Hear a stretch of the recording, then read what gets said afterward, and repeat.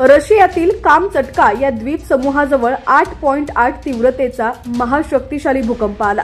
या भूकंपानं समुद्रात लाटा उसळल्या तर अनेक घरं पडली, झाडं उन्मळली।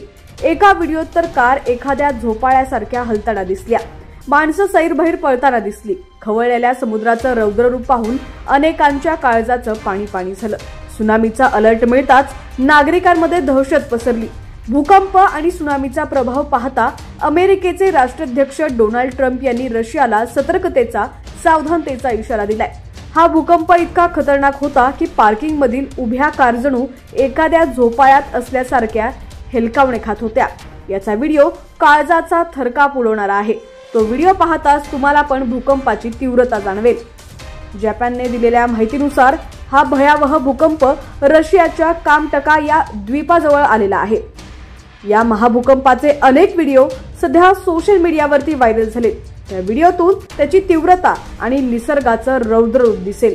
अमेरिकेचे राष्ट्राध्यक्ष डोनाल्ड ट्रम्प हे निसर्गाचे हे रौद्ररूप पाहून घाबरले। त्यांनी सोशल मीडियावर त्यांच्या भावना व्यक्त केल्या।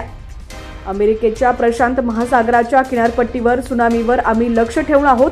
जपान पण याच पट्ट्यात आहे। या भूकंपामुळे प्रशांत महासागराच्या अनेक भागांना सुनामीचा तडाखा बसण्याची भीती व्यक्त केली जाते। खास करून अमेरिकेच्या पश्चिम किनारपट्टी क्षेत्रासाठी आणि जपानसाठी त्यांनी सावधानतेचा इशारा दिलाय। सोबतच हवाई बेटांना पण अलर्ट राहण्याचे संकेत दिले आहेत। त्यांनी जपानसह प्रशांत महासागरातील अनेक भागांना सुनामीचा तडाखा बसण्याचे संकेत दिले। या भागांमधील नागरिकांनी सतर्क आणि सावध राहण्याचं आवाहन त्यांनी केलेलं आहे।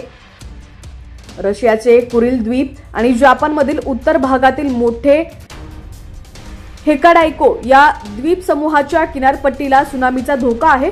बुधवारी भल्या पहाटे या भागातच 8.8 तीव्रतेच्या भूकंपानं धोक्याची घंटा वाजवली आहे। जपानच्या हवामान खात्यानं सांगितलंय की जवळपास 30 सेंटीमीटर उंचीची पहिली सुनामीची लाट किनाऱ्यावरती धडकली। या लाटा सामान्य लाटांइतक्या जाणवत असल्या तरी त्यांचा दबाव जोर अधिक आहे।